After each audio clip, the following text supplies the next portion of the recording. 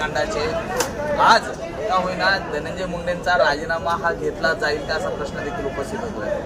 असं आहे की सरकार निर्लज्ज आहे, निगरगट्ट आहे, संवेदन शून्य असलेलं सरकार आहे आणि कोणाच्याही जीवापेक्षा स्वतःची सत्ता कशी टिकवायची याच्यामध्ये मशगूल असलेले सरकार आहे।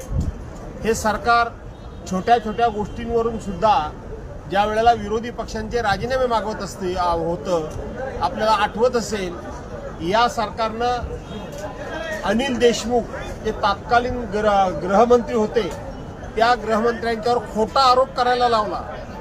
खोटा आरोप करणारे कमिशनर परमवीर सिंग यांनी चांदीवाल आयोगाच्या समोर साक्षीला गेले तर नाहीतच, पण त्यांनी सांगितलं की माझ्याकडे कोणताही पुरावा नाही, मी ऐकीव माहितीच्या आधारे तक्रार केली।